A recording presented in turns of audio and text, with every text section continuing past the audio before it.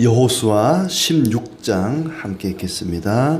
요셉 자손이 제비 뽑은 것은 여리고 셈 동쪽 곧 여리고 곁 요단으로부터 광야로 들어가 여리고로부터 베델 산지로 올라가고 베델에서부터 루스로 나아가 아렉 족속의 경계를 지나 아다롯에 이르고 서쪽으로 내려가서 야블렛 족속의 경계와 아래 벳호론과 게세레까지 이르고 그 끝은 바다라. 요셉의 자손 므낫세와 에브라임이 그들의 기업을 받았더라. 에브라임 자손이 그들의 가족대로 받은 지역은 이러하니라. 그들의 기업의 경계는 동쪽으로 아다롯 앗달에서 윗 벳호론에 이르고 또 서쪽으로 나아가 북쪽 믹무다에 이르고 동쪽으로 돌아 다낫 실로에 이르러 야노아 동쪽을 지나고 야노아에서부터 아다롯과 나아라로 내려가 여리고를 만나서 요단으로 나아가고 또 답부아에서부터 서쪽으로 지나서 가나 시내에 이르나니 그 끝은 바다라. 에브라임 자손의 지파가 그들의 가족대로 받은 기업이 이러하였고 그 외에 므낫세 자손의 기업 중에서 에브라임 자손을 위하여 구분한 모든 성읍과 그 마을들도 있었더라. 그들이 게셀에 거주하는 가나안 족속을 쫓아내지 아니하였으므로 가나안 족속이 오늘까지 에브라임 가운데 거주하며 노역하는 종이 되니라. 아멘. 네, 날씨가 많이 춥습니다. 여러분 건강하게 지내시기를 바랍니다. 계속해서 땅을 나누는 이야기가 이어지고 있습니다. 가나안 정복 전쟁이 완전히 끝난 건 아니지만은 이제 하나님께서 전쟁은 그만하고 이미 남아있는 땅을 각 지파별로 분배해서 이제 남은 땅은 각 지파별로 정복하도록 하라 해서 각 지파별로 나눠주는데 참 땅 나누는 이야기가 그 땅이 내 땅 같으면 참 재밌을 텐데 나한테는 무슨 뭐 땅 한 평도 안 주면서 자꾸 남의 땅 나누는 얘기만 하니까 별로 재미가 없고 또 지루하기도 합니다. 첫 번째로 나눠준 지파는 유다 지파였죠. 유다는 이제 야곱의 네 번째 아들이지만 셋째 아들까지는 아버지한테 썩 잘하지를 못했어요. 하나님을 기쁘시게 하지도 못했고, 근데 유다가 요셉을 구덩이에 빠뜨려 죽이려고 할 때 그걸 말렸던 그런 아들이고, 나중에 참 그 중요한 역할들을 많이 합니다. 그래서 유다에게 유난히 많은 땅이 주어졌고, 그 다음에 요셉에게도 많은 땅이 주어지죠. 요셉도 애굽의 총리가 되어서 가족 전체를 살리게 되지 않습니까? 요셉에게는 그래서 이제 두 사람 분량이 주어집니다. 요셉 이름이 빠지고 그의 큰아들인 므낫세와 둘째인 에브라임이 할아버지의 양자로 입적이 되듯이 그렇게 12지파 가운데 각각 들어가게 됩니다. 그만큼 유다 지파도 또 요셉 지파도 중요한 역할을 했던 것이고, 요셉 같은 경우는 창세기 48장의 야곱의 축복 가운데에 예언대로 되죠.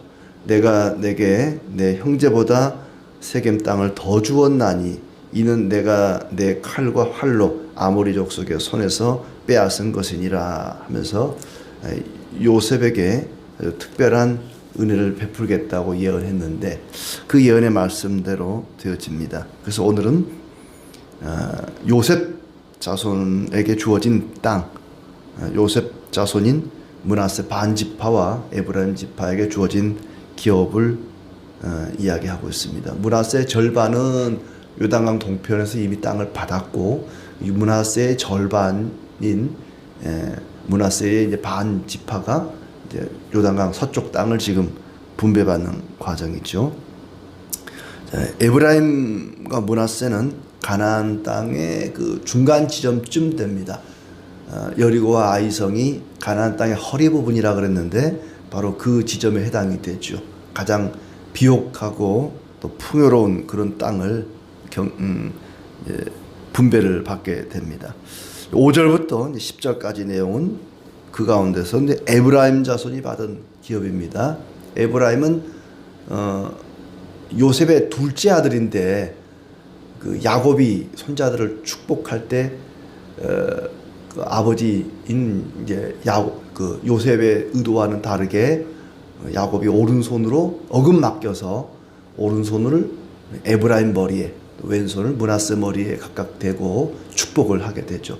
그래서 에브라임이 더 많은 땅을 얻게 되고 나중에 북쪽을 전체를 통칭할 때 에브라임 지파라고 이렇게 통칭을 할 정도로 에브라임이 누구보다도 더 풍요로운 땅을 얻게 됩니다. 그래서 5절은 동쪽 경계, 6절은 또 서쪽 경계. 에브라임 지파가 받은 땅의 경계선을 이제 이야기하고 있습니다. 그리고 9절에 보면은 므낫세 자손의 기업 중에서 에브라임 자손을 위하여 구분한 모든 성읍과 마을도 있었다. 그러니까 므낫세 자손에게 분배된 땅인데도 에브라임 자손을 위해서 따로 구분한 그런 성읍과 마을이 있었다. 나중에 에브라임과 므낫세가 서로 이제 갈등을 하게 되는 원인이 되기도 합니다. 그리고 10절에 보니까 에브라임이 분배받은 땅 가운데 게셀이라는 그런 지역이 있는데 그 게셀에 거주하는 가나안 족속을 쫓아내지 아니했기 때문에 가나안 족속이 그날 오늘까지, 그러니까 이 여호수아서가 기록된 그때까지 에브라임 가운데 거주하며 노역하는 종이 되니라. 게셀이라고 하는 동네, 이 게셀이라고 하는 지역에 살고 있는 가나안 사람들은 쫓아내지를 않았다는 거예요. 모조리 죽이고 진멸하고 쫓아내고 그랬어야 되는데 이 게셀에 살고 있는 가나안 사람들은 쫓아내지 않고 이스라엘 사람들이 자기들의 종으로 삼았다 하는 얘기입니다. 분명히 가나안 사람들과 함께 살지 말라 그랬거든요. 가나안의 원주민들은 반드시 진멸하고 또 뭐 죽이라 했는데 일부러 남겨놓은 것인지 아니면 못 쫓아낸 건지 안 쫓아낸 건지 못 쫓아낸 건지는 모르지만은 그들의 종이 되어서 에브라임 사람들의 종이 되어서 그때까지 가나안 사람들인 이 게셀 사람들이 함께 거주하게 되었다. 자, 사사기로 넘어가게 되면 사사기 그 1장 27절 29절에도 그 얘기가 나오고 있습니다. 므낫세가 벳산과 그에 딸린 마을들의 주민과 다낙과 그에 딸린 마을들의 주민과 돌과 그에 딸린 마을들의 주민과 이블람과 그에 딸린 마을들의 주민과 무깃도와 그에 딸린 마을들의 주민들을 쫓아내지 못하며 가나안 족속 결심하고 그 땅에 거주하였더니 이스라엘이 강성한 후에야 가나안 족속의 노역을 시켰고 다 쫓아내지 아니하였더라. 에브라임이 게셀에 거주하는 가나안 족속을 쫓아내지 못하매 가나안 족속이 게셀에서 그들을 중에 거주하였더라. 여기에 에브라임 사람들이 게셀에 거주하는 가나안 족속들을 쫓아내지 못했다 이렇게 표현하고 있습니다. 쫓아내지를 못했다. 게셀은 굉장히 강대하고 또 부한 그런 성읍이었기 때문에 몰아내지를 못하고 이스라엘 백성들이 가나안 사람, 이 게셀 사람들과 함께 살게 되었다. 그런데 이 게셀 사람들, 가나안 사람들과 함께 거주하게 된 것이 결국에는 이스라엘 사람들, 에브라임 사람들을 부패하게 하는 중요한 원인이 되고 이 게셀 사람들로부터 우상을 들여오게 되고 망하게 되었습니다. 과연 그렇게 에브라임 사람들이 가나안 사람들로부터 우상을 들여와서 망하게 된 것이 가나안 사람들의 탓인가? 가나안 사람들이 살고 있었기 때문에 에브라임 사람들이 부패하고 타락하고 우상을 숭배하게 되었는가? 가나안 사람들이 남아있지 않았더라면 이 게셀 사람들이 모조리 다 쫓겨나고 죽든지 뭐 진멸되었더라면 과연 에브라임 사람들은 타락하지 않았을 것인가? 과연 가나안 사람들이 거기에 조금이라도 남아 있었기 때문에 이스라엘 사람, 에브라임 사람들이 타락한 것인가? 에브라임 사람들이 나중에 우상 숭배하고 타락하게 된 원인이 가나안 사람, 남아 있던 그 가나안 사람 때문인가 하는 것입니다. 그들이 남아 있는 것은 하나님의 뜻과는 무관한 일일까? 왜 하나님은 전능하시면서 능력의 하나님이시면서 이스라엘 백성들 가운데 가나안 사람들을 남겨놓으셨을까? 그냥 다 쫓아내버리지, 다 죽여버리지. 왜 게셀 사람들을, 그 외에도 또 아까 봤지만 그 외에도 일부 가나안 사람들을 가나안 땅에 남겨놓은 거예요. 다 쫓아내지 않고 일부를 남겨놓은 이유가 뭘까? 사사기 2장 20절에는 이렇게 얘기합니다. 여호와께서 이스라엘에게 진노하여 이르시되 이 백성이 내가 그들의 조상들에게 명령한 언약을 어기고 나의 목소리를 순종하지 아니하였은즉 나도 여호수아가 죽을 때에 남겨둔 이방 민족들을 다시는 그들 앞에서 하나도 쫓아내지 아니하리니 이는 이스라엘이 그들의 조상들이 지킨 것 같이 여호와의 도를 지켜 행하나 아니하나 그들을 시험하려 함이라. 하나님께서 일부러 쫓아내지 않고 남겨두었다는 것입니다.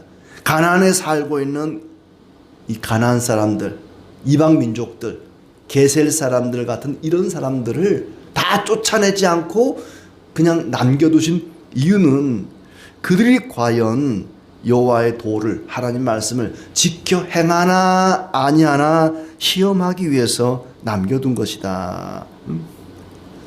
그러니까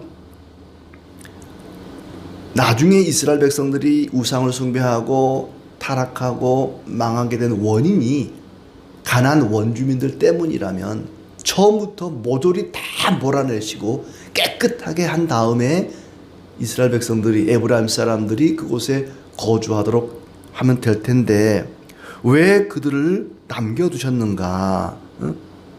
분명히 가나안 민족들을 남겨두지 말라고 했는데 사사기를 보니까 하나님이 일부러 남겨두셨다는 겁니다.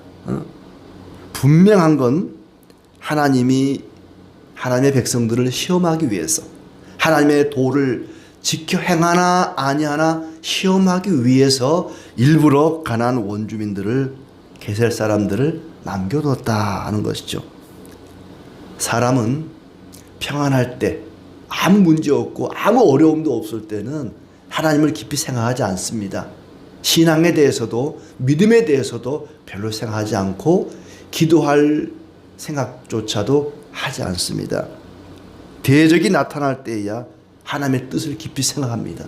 도대체 왜 하나님이 나에게 이런 아픔을 주시는 걸까? 왜 이런 고통을 주시는 걸까? 하나님의 뜻이 뭘까? 왜 하나님이 이 게셀 사람들을 남겨놓으셨을까? 고난이 닥쳐올 때에 자기들이 우상을 숭배하고 하나님의 징계를 받아 고통을 당할 때에 왜 그랬을까? 하나님을 한 번 더 생각하게 됩니다. 적이 있으면 무기를 개발하게 되죠. 평화로운 나라는 군대도 무기도 별로 필요가 없어요. 전쟁이 일어날 일이 없으니까. 그런데 우리나라 같이 휴전 상태에 있는 나라는 무기를 개발하지 않습니까? 군사를 양성합니다. 그러니까 최근에 K방산이라 그래가지고 전 세계적으로 한국 무기가 아주 인기가 많다 그러잖아요. 우리나라는 전쟁이 끝난 게 아니기 때문에 계속해서 무기를 개발해 왔단 말이죠. 그렇지 않으면 그런 무기를 개발할 필요가 없죠. 저 유럽이나 평화로운 나라는 별로 뛰어난 무기가 없다는 거예요. 우리는 바로 코앞에 적이 있기 때문에 계속해서 무기를 개발해 왔던 것입니다. 사람들은 이단이 나타날 때 하나님 말씀을 깊이 가르치고 생각하고 연구하게 됩니다. 그래서 신약 성경이 기록된 것이죠. 신약 성경을 보면은 거의 대부분이 이단이 나타났을 때, 신약 시대에 잘못된 가르침이 나타났을 때 주님의 뜻이 뭘까? 하나님의 올바른 진리가 뭘까? 이걸 깊이 묵상하고 고민하면서 하나님의 감동에 의해서 기록된 것이 신약 성경들이죠. 인생이 괴로울 때 하나님을 생각하고 말씀을 깊이 묵상하게 됩니다. 하나님께서 일부러 가나안 사람들, 이 게셀 사람들을 에브라임 가운데 남겨놨다는 거예요. 그들을 괴롭히게 해서 정신을 바짝 차리게 하고 그들이 늘 깨어 기도할 수 있도록 남겨놨다는 거예요. 그 바닷가에서 잡아온 싱싱한 화로를 옮기는 그 화로차에 예를 들자면 전어를 한 차 이렇게 옮기잖아요. 그렇게 낙지 같은 걸 한 마리, 두 마리 이렇게 같이 넣어놓는다는 거예요. 이 낙지들이 전어를 잡아먹으려고 쫓아다니니까 부지런히 그 화로차 안에서만 움직이는 거예요. 운동을 하는 거예요. 살려고. 근데 이 천적이 없으면 자기들끼리만 있으면 가만히 있다가 오다가 죽을 수 있다는 거예요. 막 긴장하게 하고 막 돌아다니고 빨빨거리고 그 운동을 시키는 거지요. 마치 그런 것처럼 전체가 이스라엘 백성들만 그냥 모여 살면 편안하니까 별로 긴장감이 없다는 거죠. 그래서 가나안 원주민들, 이 게셀 사람 같은 사람들을 중간중간에 남겨놓음으로써 이스라엘 백성들이 긴장하게 하고 깨어 기도하게 하고 그들이 더욱더 하나님을 찾고 의지하고 기도하게 하기 위해서 그들을 남겨놓은 것이다. 하나님의 바친 교회에는 가라지가 있습니다. 알곡만 있는 게 아니라 가라지도 같이 있습니다. 그래서 성도들을 괴롭히고 혼란스럽게 하고 그럴 때 성도들은 바짝 긴장하면서 과연 하나님의 뜻은 무엇일까? 하나님이 기뻐하는 것은 무엇일까를 생각하게 됩니다. 그렇게 가라지가 함께 있음에도 불구하고 우리는 꿋꿋하게 하나님의 나라를 이루어가야 됩니다. 비록 게셀 사람들이 남아있지만 하나님은 에브라임 지파가 이스라엘 백성들이 그 가나안 땅에 하나님의 거룩한 나라를 세워가라고 말씀하셨습니다. 가나안에 하나님의 나라를 이루어가야 했던 것처럼 가라지가 있음에도 불구하고 우리는 이 땅 가운데 하나님의 나라를 온전히 세워가야 할 것입니다. 우리 주님께서는 가라지를 뽑지 말라고 말합니다. 내버려 둬라. 끝까지 내버려 둬라.